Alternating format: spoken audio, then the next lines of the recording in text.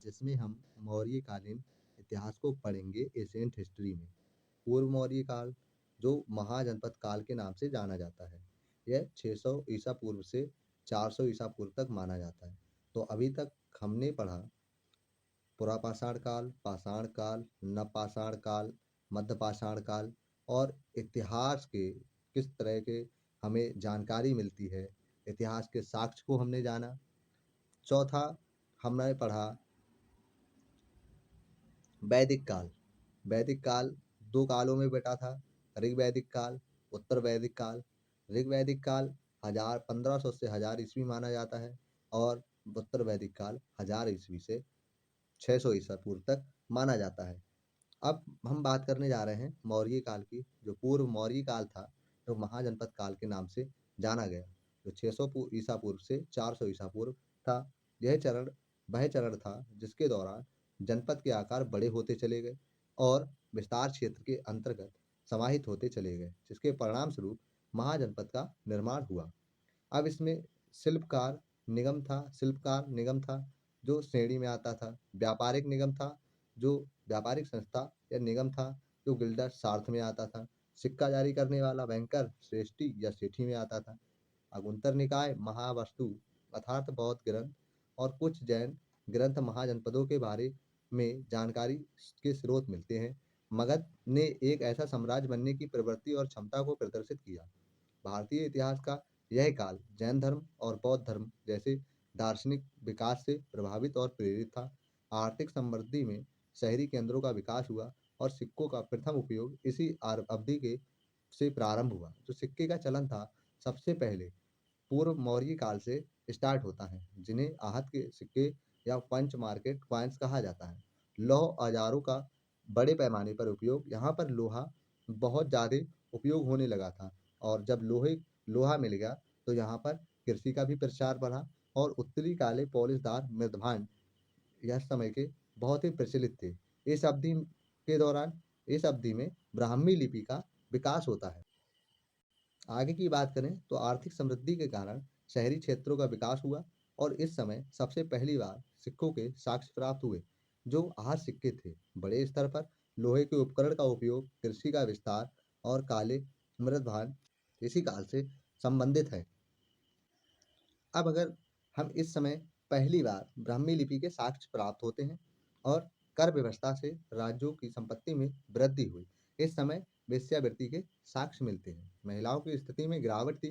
गिरावट तो बहुत उत्तर वैदिक काल में भी दिखी महिलाओं की वृद्धि में गिरावट और महिलाओं में इसमें गिरावट इसमें भी थी, और जिसमें जैन और बौद्ध धर्म के अनुयायियों की संख्या में वृद्धि हुई। यहाँ पर 2 धर्म आए, एक जैन धर्म आया और बौद्ध धर्म आया। ठीक है, यहाँ जिससे कि इसमें लोग जैन धर्म और बौद्ध धर्म को बहुत अपनाया।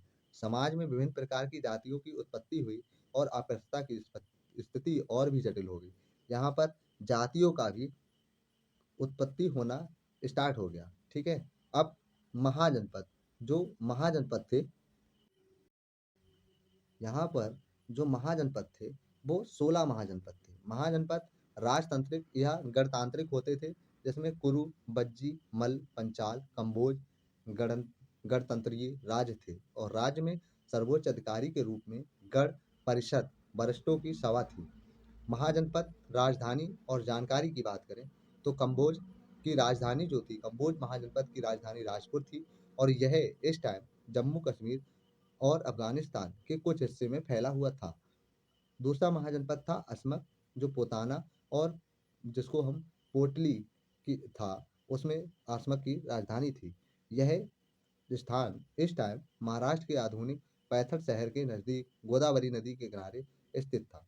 ठीक है, तीसरा जनपद था वत्स जनपद, जो कौशाम्बी, यह मध्य मालवा तथा इससे सटे हुए मध्य क्षेत्र से क्षेत्रों में स्थित था। वत्स महाजनपद की राजधानी इलाहाबाद से 64 किलोमीटर दूर यमुना नदी के किनारे कौशाम्बी, आधुनिक नाम कोसान थी। अवंती चौथा महाजनपद था अवंती, जो उज्जैनी और उत्तर में उज्जैनी इसकी राजधानी हुआ करती थी और दक्षिण में इसकी महिष्मती राजधानी थी। इसकी 2 राजधानियाँ थीं। अवंती का राजा प्रदयोत एक प्रसिद्ध राजा था, तो वत्स महाजनपद के राजा उदयन से भी उसके संबंध थे। सूरसेन की बात करें, जो पाँचवाँ था वो सूरसेन था। सूरसेन की राजधानी जो थी वो मथुरा थी। यहाँ ऊँची नीची सड़कें होती थीं, अत्यधिक धूल मिलती थी और यक्ष की मूर्ति भी यहाँ से मिली है। यह यादव कबीले वंश से संबंधित था। यह यादव जो था कबीले वंश से संबंधित था। कृष्ण भी इस कबीले से संबंधित थे। ठीक है? और अब छठा वंश जो आता है वो चेदी वंश था, जिसकी राजधानी सुक्ति जनपद था। जो चेदी एक जनपद था, महाजनपद, जिसकी राजधानी सुक्तिमती थी। यह बुंदेलखंड के पूर्वी भाग तथा उससे सटे हुए इलाकों में स्थित था। अब सातवें महाजनपद की बात करें तो सातवां महाजनपद मल्ल आता है, जिसकी राजधानी कुशीनारा और पावा थी। यह राजतंत्रात्मक नहीं था। कुशीनारा की पहचान गोरखपुर जिले के कसिया तथा पटना जिले के पावापुरी के रूप में की जाती है। कुरु, हस्तिनापुर और इंद्रप्रस्थ। कुरु की जो राजधानी थी वो हस्तिनापुर थी और इंद्रप्रस्थ थी। यह दिल्ली और मेरठ क्षेत्र में स्थित है। आज जो हस्तिनापुर है वो यह दिल्ली और मेरठ में क्षेत्र के में स्थित है। यह जनजातीय राजनीति। पंचाल था, जो अहिछत्र, उत्तरी पंचाल और कम कमपिल्य जो दक्षिणी पंचाल था, यह आधुनिक फर्रुखाबाद जिले में के कंपिल का हिस्सा था और जनजातीय राजनीति थी। ठीक है? वहां पर क्या थी? जनजातीय थी और यहाँ पर भी जनजातीय राजनीति थी। मत्स्य महाजनपद था एक, जो विराटनगर जिसकी राजधानी थी। यह वर्तमान में राजस्थान के जयपुर, भरतपुर, अलवर क्षेत्र से संबंधित था। जनजातीय की बात करें तो जनजातीय राजनीति इसकी भी थी। अब बात आती है बज्जी। बज्जी या ब्रजी। वैशाली, इसकी राजधानी वैशाली थी। यह गंगा के उत्तर से नेपाल के पहाड़ों तक फैला था। यह आठ कबीलों, अठ कुल का एक संघ था, जिसमें विधेय, लिच्छवी, जंत्रिका और ब्रजी सबसे महत्वपूर्ण थे। महावीर तथा गौतम बुद्ध के समय में यह एक गैर राजतंत्रात्मक राष्ट्र था। अब बात करें तो अगला महाजनपद गंधार महाजनपद था, जिसकी राजधानी तक्षशिला थी। यह काबुल घाटी तक फैला हुआ था। गंधार नरेश पुक्कुसती मगध नरेश बिंबिसार के साथ उपहारों का आदान प्रदान किया करता था। यह बुद्ध से मिलने पैदल ही चला गया था। यूनानी इतिहासकार हेरोडोटस के अनुसार गंधार फारस के हखामनी साम्राज्य का 20वां प्रांत था। एक अंग महाजनपद था, जिसकी राजधानी चंपा थी। यह वर्तमान बिहार के मुंगेर तथा भागलपुर जिले में स्थित था। यह अपने खजाने और तथा वाणिज्य के नाम से जाना जाता था। दोस्तों, जो अंग था वो चंपा जिसकी राजधानी थी, अंग महाजनपद, और यह खजाने के लिए और अपने वाणिज्य काम के लिए जाना जाता था। ठीक है? अब बात करते हैं काशी। जो काशी महाजनपद है उसकी राजधानी बनारस है। शुरुआत में यह सभी जनपदों में सबसे शक्तिशाली था। इसने विदेह राजतंत्र की समाप्ति में महत्वपूर्ण भूमिका निभाई। यह बुद्ध के समय में वस्त्र निर्माण का अग्रणी केंद्र था। ऐसा कहा जाता है कि बौद्ध भिक्षुओं का बाहरी आवरण पहनावा कांस्य, भूरे नारंगी रंग का उत्पादन यहीं से होता था। दोस्तों, जो काशी महाजनपद था यह सबसे अमीर और सबसे शक्तिशाली जनपद माना जाता था और इसमें जो भगवान बुद्ध के धर्म चल रहा था उसके कपड़ों का जो था केंद्र, वस्त्र निर्माण का केंद्र यहीं से था। एक महाजनपद था कोसल। कोसल की जो राजधानी थी वो श्रावस्ती थी। कोसल महाजनपद में 3 महत्वपूर्ण शहर आते थे, जिसमें कोसल नदी के किनारे स्थित अयोध्या, इससे लगता हुआ साकेत तथा उत्तर प्रदेश के गोंड और बहराइच जिलों की सीमाओं पर स्थित श्रावस्ती, आधुनिक शहर में महत शामिल है। मगध, राजगृह या गिरिब्रज, आधुनिक बिहार पटना के राज तथा गया जिले। यह उत्तर में गंगा नदी, पश्चिम में सोन नदी से घिरा हुआ था। यहाँ वर्ण व्यवस्था का अनुसरण नहीं किया जाता था, जिसके कारण सभी ब्राह्मणवादी ग्रंथों में मगध के लिए अपमानजनक, अप्रतिष्ठकारी बातें कही गई। इस जबकि इस कारण सभी के ब्राह्मणवादी ग्रंथों में मगध के लिए अपमानजनक, अप्रतिष्ठकारी बातें कही गई। जबकि जगह गया पर बुद्ध के हुई आत्मज्ञान की प्राप्ति के कारण बौद्ध ग्रंथों में इसे उच्च दर्जा दिया गया। महाजनपद काल, अभी हमने 16 महाजनपदों की बात की, जिसमें काशी महत्वपूर्ण था। ठीक है? जो काशी था वो सबसे अमीर और सबसे शक्तिशाली था, क्योंकि वहाँ पर उस समय जो जैन धर्म था उसके कपड़ों का निर्माण किया जाता था। ठीक है, महाजनपद काल से संबंधित महत्वपूर्ण आयाम की बात करें हम, तो इसकी अर्थव्यवस्था जो थी, यहाँ अधिकांश शहरी बस्तियां व्यापारी और शिल्पियों द्वारा बसाई गई थी। यह सार्थ गिल्ड में संगठित थे। व्यापार एक वाणिज्य वंशानुगत था। इस समय के अधिकांश शहर नदियों के तट पर तथा व्यापारिक मार्गों में अवस्थित थे। निष्का और सतमान नामक मुद्राओं द्वारा व्यापार को प्रोत्साहन मिला। बौद्धिक ग्रंथ में इसका उल्लेख मिलता है, लेकिन इनका कोई पुरातात्विक साक्ष्य प्राप्त नहीं हुआ है। लौह उपकरणों के कारण कृषि आसान हो गई थी और जौ, कपास, दाल एवं गन्ना के साथ साथ धान की भी खेती होती थी। दोस्तों, ऋग्वैदिक काल में गन्ने की खेती नहीं होती थी, लेकिन मौर्य काल में गन्ने की खेती होने लगी थी। ठीक है, ये चीज ध्यान रखना आप। उसके बाद कुल उत, कुल कृषि उत्पादन के 1/6 भाग को शाही एजेंटों के लिए कर के रूप में दिया जाता था और मध्यस्थ जमींदार नहीं थे। अमीर किसानों को गृहपति कहा जाता था। व्यापारियों को गलियों को वेश्या कहा जाता था और बलि साधक केवल किसानों एवं वैश्यों से अनिवार्य कर वसूली करते थे, जिसे बलि कहा जाता था। दोस्तों, यहाँ पर एक चीज क्या है, आपने देखी होगी, जो उत्तर वैदिक काल था उसमें कर पद्धति 1/6 से 1/12 भाग लिया जाता था और उससे यहाँ पर कर पद्धति स्टार्ट हो गई थी और यह जो कर था वो शाही कोष में जमा होता था। लेकिन ऋग्वैदिक काल में कर की कोई बात नहीं होती है और इसमें 1/6वां भाग शाही एजेंटों को दिया जाता था। ठीक है, अब समाज की बात करें तो लोग 3 प्रकार के गांव में रहते थे।